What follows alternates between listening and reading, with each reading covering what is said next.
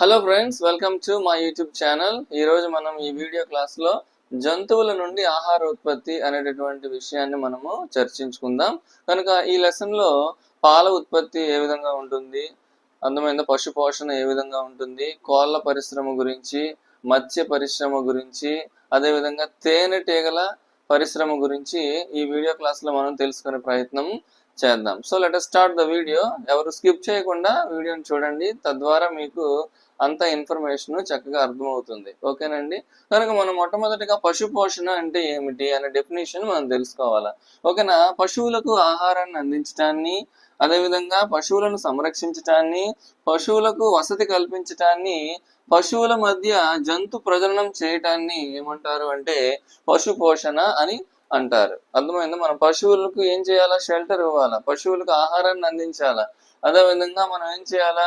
వాటిని సంరక్షించాలా, వాటి మధ్య సంకరణం జరిపించాలా, అప్పుడు కొత్త ప్రొడక్ట్ అనేది వస్తుంది. కనుక ఆ విధంగా చేయటాన్ని ఏమంటారంటే పశు పోషణ అని అంటారు. అర్థమైందా. కొన్ని జంతువులను మచ్చిక చేసుకున్న సంవత్సరాల గురించి టెక్స్ట్ బుక్ లో ఇచ్చాడు, కాబట్టి దాని గురించి కూడా మనం చూద్దాం. ఇక్కడ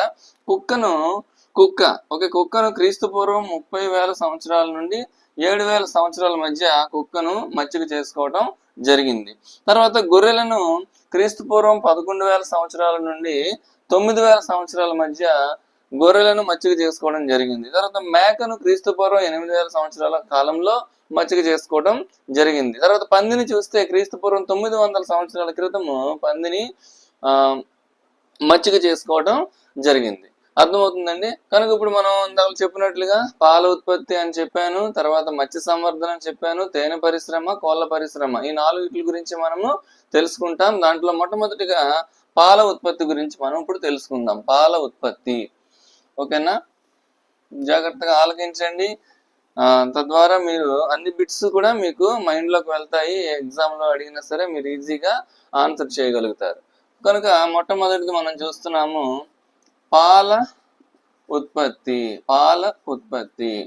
ఓకేనా. మన దేశంలో ఉన్నటువంటి దేశీయ ఆవులు ఓకేనా 2 నుండి 5 లీటర్ల పాలనిస్తాయి. మన దేశంలో ఉండే ఆవులు రోజుకి ఎన్ని లీటర్ల పాలను ఇస్తాయి? 2 నుండి 5 లీటర్ల పాలను ఇస్తాయి. అర్థమవుతుందా. మన దేశంలో ఓకేనా ముర్రా జాతి ఆవులను ఎక్కువగా పెంచుతాం. ఓకేనా. ఏ జాతి ఆవులను ఎక్కువగా పెంచుతాం చెప్పండి? ముర్రా జాతి ఆవులను మనం ఎక్కువగా పెంచుతాం. ఈ ముర్రా జాతి ఆవులు ఓకేనా రోజుకు ఎన్ని లీటర్ల పాలను ఇస్తాయి అంటే 8 లీటర్ల పాలనిస్తాయి. అర్థమవుతుందా. కనుక ఇక్కడ మనం చూస్తున్నాము దేశీయ ఆవులు 2 నుండి 5 లీటర్లు ఇస్తే ముర్రా జాతి ఆవులు మన దేశంలో అట్లా పెంచుతాము, అవి 8 లీటర్ల పాలను ఇస్తాయి. అర్థమైంది. మన దేశంలో ఎక్కువ పాలనిచ్చే జంతువులు ఏంటి? ఓకేనా. మన దేశంలో ఓకేనా మన దేశంలో ఎక్కువ పాలనిచ్చే జంతువులు ఓకేనా అవి ఏంటి? ఎక్కువ పాలనిచ్చే జంతువులు ఏంటి చెప్పండి? హర్యానా. ఓకేనా. దాని పేరే హర్యానా జాఫ్రాబాడీ. ఓకేనా. హర్యానా జాఫ్రాబాడీ, తర్వాత నాగపురి, తర్వాత ఏంటండి నాగపురి. ఈ 3 రకాల జంతువులు లేదా ఈ 3 రకాల జాతులకు చెందినటువంటి ఆవులు మన దేశంలో ఎక్కువ పాలన ఇస్తాయి. ఎన్ని లీటర్లు అనేది మనకు తెలియదు. అయితే ఎక్కువ పాలన ఇచ్చే జంతువులు హర్యానా, జాఫ్రాబాడీ, నాగపురి. ముర్రా జాతి 8 లీటర్లు, మన దేశీయ ఆవులు 2 నుండి 5 లీటర్ల పాలను ఇస్తాయి. అర్థమవుతుందా. అయితే మనం చూసినట్లయితే విదేశీ ఆవులు అయితే ఒక రోజుకు 25 లీటర్ల పాలనిస్తాయి. అర్థమైందండి. ఓకేనా. విదేశీ ఆవులు రోజుకి ఎన్ని లీటర్ల పాలను ఇస్తాయి? 25 litres of milk is given by foreign breeds. అర్థమవుతుందా. కనుక ఈ ఫారెన్ బ్రీడ్స్ లో ముఖ్యంగా చెప్పుకోదగ్గ ఏమిటి అంటే 2 ఆవులు ఉన్నాయి. మనందరికి బాగా తెలిసినటువంటి జెర్సీ ఆవు, ఇది ఇంగ్లాండ్ దేశానికి చెందినది. Jersey and Holstein. ఓకేనా. హాల్స్టీన్ అనేది డెన్మార్క్ చెందినది. డెన్మార్క్. ఓకేనా, జెర్సీ ఆవు, హాల్స్టీన్ ఆవు. ఓకేనా, Holstein is from Denmark and Jersey is from England. ఈ రెండు కూడా విదేశీ ఆవులు. ఇవి రోజుకి ఎన్ని లీటర్ల పాలను ఇస్తాయి? 25 లీటర్ల పాలను ఇస్తాయి. అర్థమైందా? కనుక ఇప్పుడు మనం చూస్తే మన దేశంలో ఇక్కడ మనం సంకరణం చేయటం అని చెప్పాను ఇందాల పశు పోషణ డెఫినేషన్ లో. సంకరణ ఓకేనా ద్వారా వచ్చిన ఆవులు, సంకరణ ద్వారా ఓకేనా ఏర్పడిన కాదు, సంకరణ ద్వారా ఓకేనా వచ్చిన ఆవులు లేదా వచ్చిన జంతువులు ఓకేనా ఒక రోజుకి ఎన్ని లీటర్ల పాలను ఇస్తాయి అంటే 8 నుండి 20 లీటర్స్ ఆఫ్ మిల్క్. ఓకేనా, 8 నుండి 20 లీటర్ల పాలను ఎవరిస్తారు? సంకరణం జరపగా ఓకేనా పుట్టినటువంటి జంతువులు ఏవైతే ఉంటాయో అవి 8 నుండి 20 లీటర్ల పాలను అవి ఇస్తాయి. అర్థమవుతుందండి? కనుక మనకు మిల్క్ ప్రొడక్షన్ 100% వస్తుంది. ఒక milk 100% of milk is produced. ఓకేనా, దాంట్లో 60% ఆఫ్ మిల్క్ అంటే 60% మిల్క్ ఓకేనా దేని తయారు చేయడానికి ఉపయోగిస్తారంటే పెరుగు, జున్ను, ఓకేనా పాల పొడి, పెరుగు, జున్ను, పాల పొడి, ఇంకా వెన్న. ఓకేనా, అంటే పెరుగు, జున్ను, పాల పొడి, వెన్న వంటి పాల పదార్థాలు తయారు చేయడానికి 60% పాలను ఏం చేస్తున్నారు? ఉపయోగిస్తున్నారు. అర్థమవుతుందా? మీ అందరికీ బాగా అర్థమవుతుందని నేను అనుకుంటున్నాను. కాబట్టి అర్థమైంది కదండి. కావాలంటే ఒక స్క్రీన్ షాట్ తీసుకొని పక్కన పెట్టుకోండి, తర్వాత మీకు మరలా రివిజన్ చేసుకోవడానికి ఉంటుంది. ఇంకా పాల ఉత్పత్తి అయిపోలేదు, ఇంకా అక్కడే ఉన్నాం మనం. చూద్దాం. ఇప్పుడు చూస్తే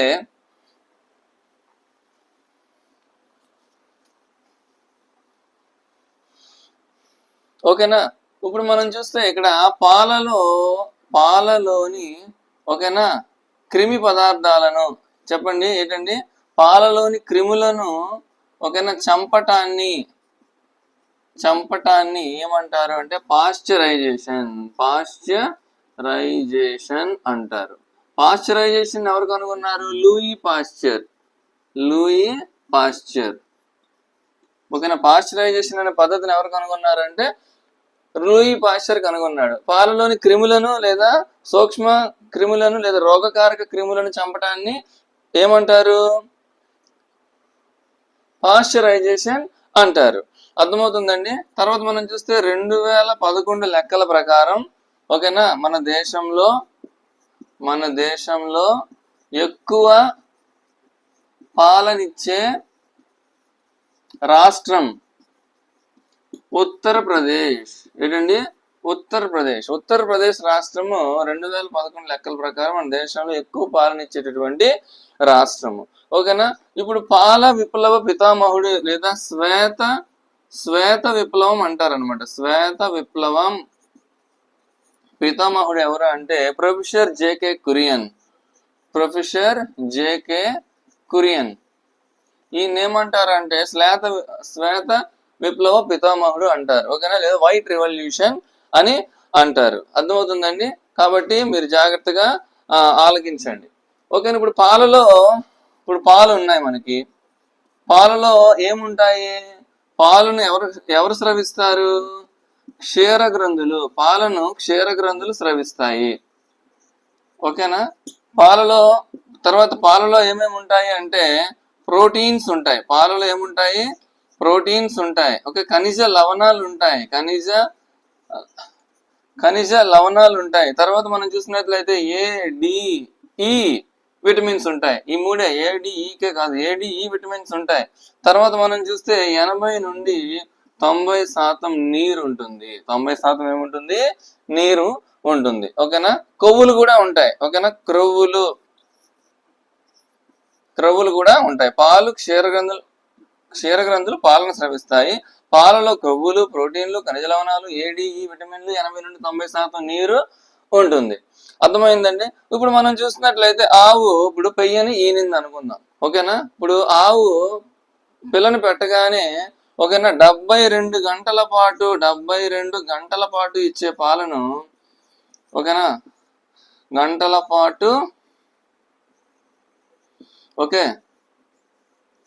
ఇచ్చే పాలను ఏమంటారు అంటే జున్ను పాలు అంటారు. ఏమంటారు చెప్పండి? జున్ను పాలు. ఓకేనా? ఆవు ఈనినప్పటి నుండి 72 గంటల పాటు ఇచ్చే పాలను ఏమంటారు అంటే జున్ను పాలు అని అంటారు. అర్థమైందా? జున్ను పాలు ఓకేనా ఏ కలర్ లో ఉంటాయి అంటే పసుపు రంగులో ఉంటాయి. జున్ను పాలు ఏ కలర్ లో ఉంటాయి? ఎల్లో కలర్ లో ఉంటాయి. జున్ను పాలు ఎల్లో కలర్ లో ఉంటాయి. దానికి గల కారణం ఏంటంటే కొలోస్ట్రమ్ అనే అటువంటి పదార్థాన్ని బట్టి జున్ను పాలు ఏ కలర్ లో ఉంటాయి అంటే చెప్పండి. కొలోస్ట్రమ్ అనే పదార్థం ఉండటం వల్ల జున్ను పాలు ఎల్లో కలర్ లో లేదా పసుపు రంగులో ఉంటాయి. అర్థమైందా? తర్వాత 72 గంటల తర్వాత ఇచ్చే పాలను ఏమంటారు? ఆవు పాలు అంటారు. ఆవు పాలు. ఓకేనా? అవి ఆవు పాలే అయితే 72 గంటల ముందు ఇస్తుంది కాబట్టి దాన్ని జున్ను పాలు అన్నాం. 72 గంటల తర్వాత వచ్చే పాలలో ఏముంటుంది? దాన్ని ఏమంటారు? ఆవు పాలు అంటారు. ఓకేనా? ఆవు పాలు పసుపు రంగులో ఉండటానికి గల కారణం ఏంటంటే ఓకేనా రిబోఫ్లావిన్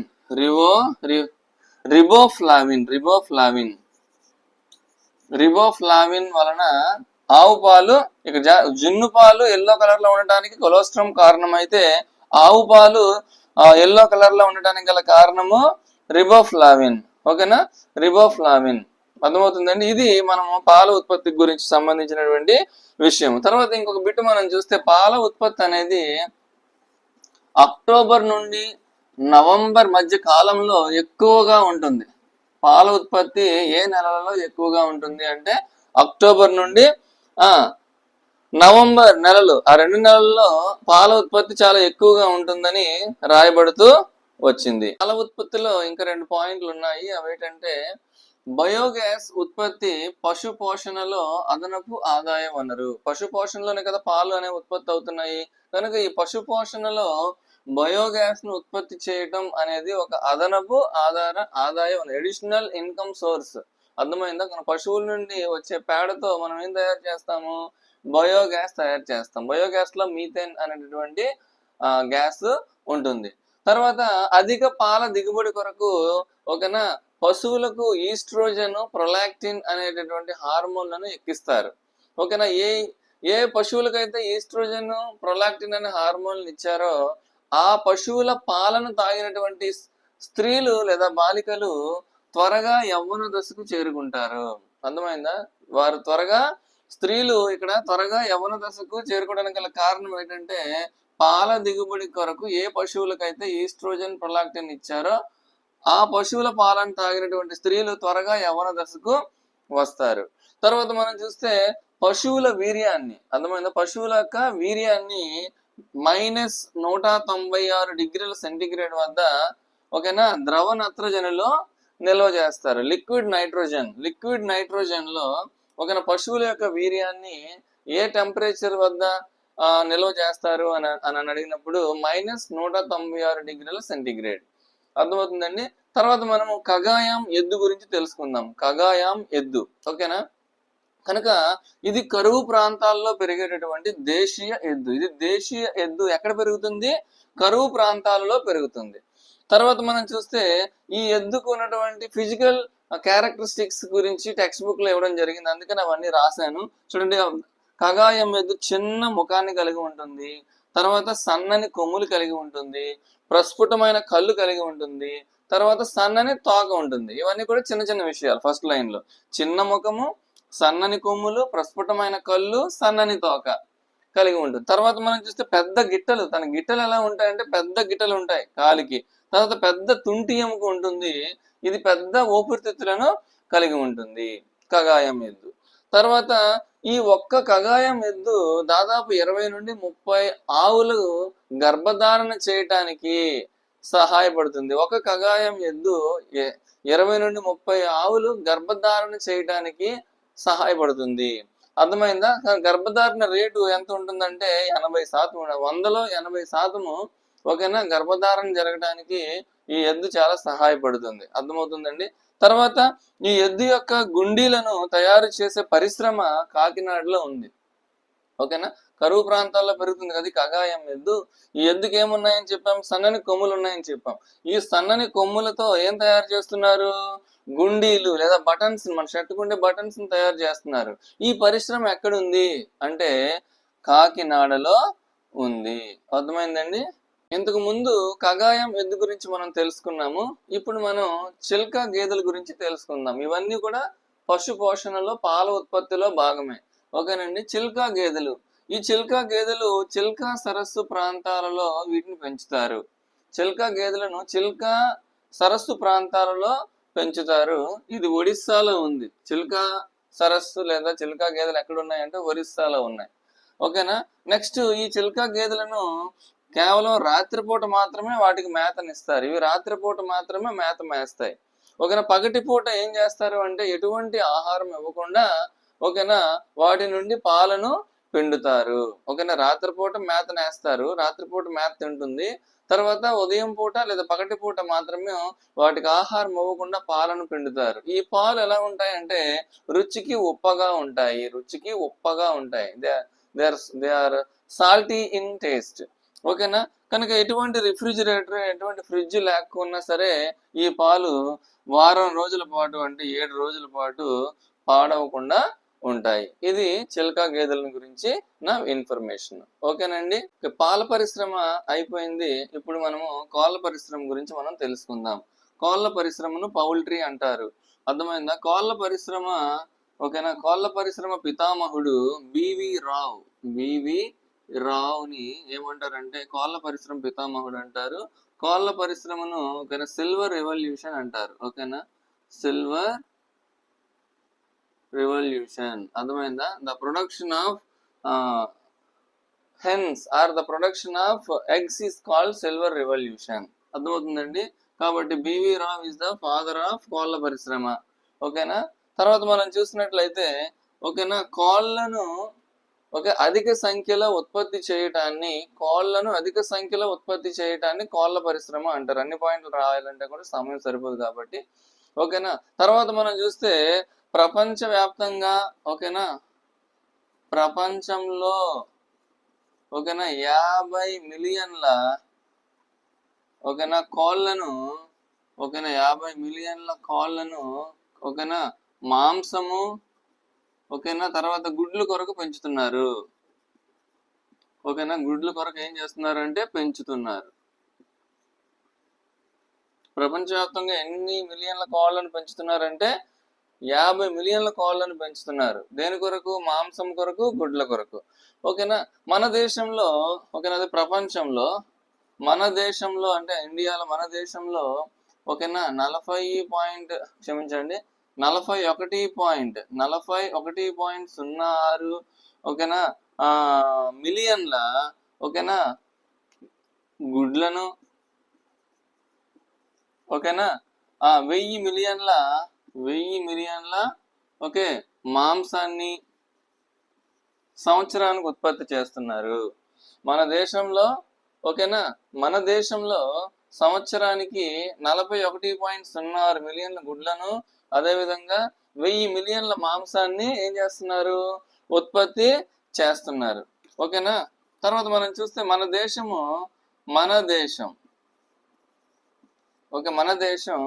గుడ్ల ఉత్పత్తిలో 4వ ప్లేస్లో ఉంది, 4th ప్లేస్లో ఉంది. ఓకేనా. గుడ్ల ఉత్పత్తిలో మన దేశం 4వ స్థానంలో ఉంటే ఓకేనా మాంసం ఉత్పత్తిలో అంటే చికెన్ లేదా మాంసం ఉత్పత్తిలో 5వ స్థానంలో ఉంది. ఓకేనండి. మాంసం ఉత్పత్తిలో 5వ స్థానము, గుడ్ల ఉత్పత్తిలో 4వ స్థానంలో మన ఇండియా అనేది ఉంది. అర్థమవుతుందా. కనుక మనం ఇక్కడ చూస్తే మాంసం కొరకు పెంచే కోళ్ళను ఏమంటారు, బాయిలర్స్ అంటారు. ఓకేనా. బాయిలర్స్ మాంసం కొరకు పెంచితే ఓకేనా ఆ గుడ్ల కొరకు పెంచే కోళ్ళను ఏమంటారు అంటే లేయర్స్ అంటారు. ఇవి సంవత్సరానికి 300 నుండి 350 గుడ్లు పెడతాయి. లేయర్స్ ఓకేనా. లేయర్స్ సంవత్సరానికి 300 నుండి 350 గుడ్లను పెడతాయి. ఓకేనా. బాయిలర్స్ అనేది ఎక్స్క్లూజివ్లీ ఫర్ ఫ్లెష్, మాంసం కొరకు మాత్రమే బాయిలర్స్ ని మనము పెంచుతాం. తర్వాత మన దేశీయ కోళ్ళు ఓకేనా పెరగటానికి, దేశీయ కోళ్ళు పెరగటానికి ఓకేనా ఎంత టైం పడుతుంది అంటే ఓకేనా ఎంత టైం పడుతుంది అంటే 5 నుండి 6 నెలల కాలం పడుతుంది. ఓకేనా ఒక దేశీయ కోడి, నాటుకోళ్ళు అంటాం కదా, అవి పెరగడానికి ఎంత కాలం పడుతుంది? 5 నుండి 6 నెలలు పడుతుంది. అదే బాయిలర్ కోళ్ళు, బాయిలర్స్ పెరగడానికి ఎంత టైం పడుతుంది అంటే 6 నుండి 8 వారాలు. బాయిలర్స్ 6 నుండి 8 వారాల్లో ఓకేనా మాంసం కొరకు రెడీగా ఉంటాయి. అదే దేశీయ కోళ్ళు అయితే 5 నుండి 6 నెలల కాలం అనేది పడుతుంది. అర్థమవుతుందండి. కనుక ఇక్కడ మనం చూస్తే ఇప్పుడు కొన్ని మన దేశీయ కోళ్ళ పేర్లు ఇక్కడ రాస్తాను. దేశీయ కోళ్ళు ఓకేనా. ఇక్కడ ఏంటంటే మనం గుర్తుపెట్టుకోవాలా. ఓకేనా విదేశీ కోళ్ళు ఏంటి, దేశీయ కోళ్ళు ఏంటి అనేది మనం ఇక్కడ తెలుసుకోవాలా. ఓకేనా మనం చూసినట్లయితే దేశీయ కోళ్ళు కడక్నాథ్, చిత్తగాంగ్, కడక్నాథ్, చిత్తగాంగ్. తర్వాత మనం చూస్తే లాంగ్సాన్, ఓకే బ్రూసా, అసీల్ ఓకేనా. కడక్నాథ్, చిత్తగాంగ్, లాంగ్సాన్, బ్రూసా, అసీల్ అనేవి దేశీయ కోళ్ళు, మన దేశంలో పెరిగేటటువంటి కోళ్ళు. వీటిలో మనం చూస్తే అసీల్ అనేది పోరాడే తత్వాన్ని కలిగి ఉంటుంది. పోరాడే తత్వము, తర్వాత వీరత్వము కలిగి ఉండేటటువంటి దేశీయ కోడి ఏంటి అంటే అసీల్ అనేది. ఓకేనా దీన్నే బెరసి కోడి అని కూడా అంటారు. ఏం కోడి అంటారు చెప్పండి? బెరసి కోడి. ఓకేనా అసీల్ని బెరసి కోడి అని కూడా అంటారు. అర్థమవుతుందండి. కనుక ఇది ఇప్పుడు మనము కొన్ని విదేశీ కోళ్ళ యొక్క రకాలను కూడా మనము తెలుసుకుందాం. ఇక్కడ చూడండి రాస్తున్నాను. విదేశీ కోళ్ళ పేర్లు. మాంసాన్ని ఇచ్చే విదేశీ కోళ్ళు. ఓకేనా ఇక్కడ చూస్తే రోడ్ ఐలాండ్ రెడ్. ఓకేనా వైట్ లెగ్ హార్న్.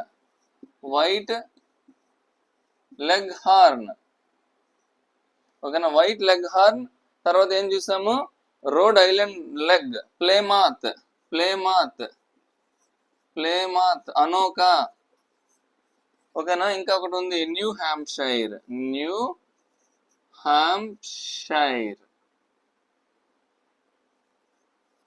ఓకేనా Rhode Island red, white leghorn, Plymouth, Ancona, New Hampshire అనేవి విదేశీ కోళ్ళు, మాంసాన్ని ఇచ్చే కోళ్ళు.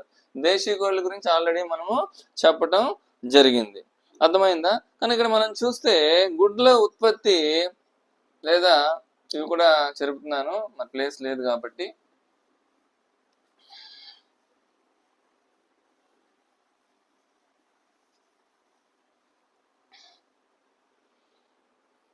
ఓకేనా ఇప్పుడు కోడిగుడ్లు అయిపోయింది, దీని గురించి అయిపోయింది. కోడిగుడ్లు పొదగటానికి అవసరమైన ఉష్ణోగ్రత ఎంత అని అడుగుతాడు. ఓకేనా 37 డిగ్రీల నుండి 38 డిగ్రీల సెంటీగ్రేడ్ మధ్య కోడిగుడ్లు అనేవి పొదుగుతాయి. కోడిగుడ్ల నుండి కోడి పిల్లలు ఆ టెంపరేచర్ వద్ద వస్తాయి. ఒక కోడి ఆల్రెడీ చెప్పాను ఇందాక లేక, ఒక కోడి సంవత్సర కాలంలో 300 నుండి 350 గుడ్లను పెడుతుంది. అర్థమైందా? ఇక్కడ మనం చూస్తే జనవరి మరియు ఏప్రిల్ నెలలలో ఓకేనా ఇక్కడ మనం చూస్తే జనవరి ఏప్రిల్ గుడ్లు పొదిగే రేటు ఎక్కువ ఉంటుంది. గుడ్లు పొదిగే రేటు ఎక్కువ. ఓకేనా గుడ్లు పొదగటానికి 37 నుండి 38 డిగ్రీల సెంటీగ్రేడ్ అవసరము. జనవరి ఏప్రిల్ నెలల్లో గుడ్లు పొదిగే రేటు ఎక్కువగా ఉంటుందని ఇక్కడ రాయబడుతూ వచ్చింది. తర్వాత ఇక్కడ మనం చూస్తే ఎన్ఈసిసి అంటే ఏంటి అంటే నేషనల్ ఎగ్ కోఆర్డినేషన్ కమిటీ. చూడండి నేషనల్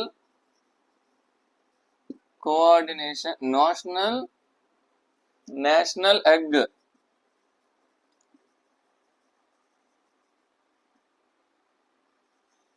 కోఆర్డినేషన్ కమిటీ. ఓకేనా దీని యొక్క నినాదం ఏదంటే ఆరోగ్యంగా ఉండాలంటే రోజుకో గుడ్డు తినండి, ఆరోగ్యంగా ఉండాలంటే రోజుకో గుడ్డు తినండి అనేది నేషనల్ ఎగ్ కోఆర్డినేషన్ కమిటీ యొక్క నినాదం.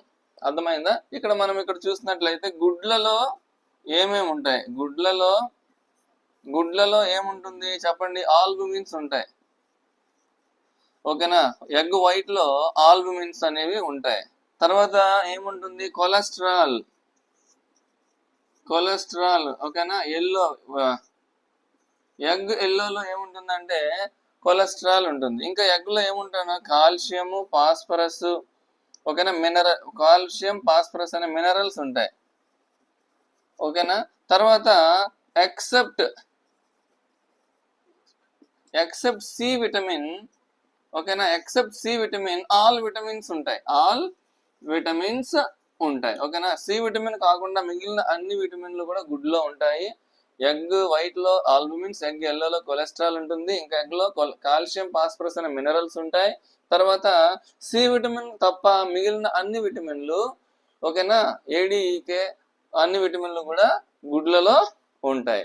కాబట్టి జంతువుల నుండి ఆహార ఉత్పత్తిలో భాగంగా మనము పాల ఉత్పత్తి గురించి, కోళ్ళ పరిశ్రమ గురించి మనము తెలుసుకున్నాం. వీడియో లెంత్ ఎక్కువైపోతుంది కాబట్టి నెక్స్ట్ వీడియోలో మనము తేనె పరిశ్రమ గురించి, అదేవిధంగా మత్స్య పరిశ్రమ గురించి కూడా నేర్చుకుందాం. నా వీడియోస్ మీకు నచ్చినట్లయితే దయచేసి సబ్స్క్రైబ్ చేయండి, షేర్ చేయండి, లైక్ చేయండి, కామెంట్ చేయండి. All the best everybody. Tata, by by, cheerio.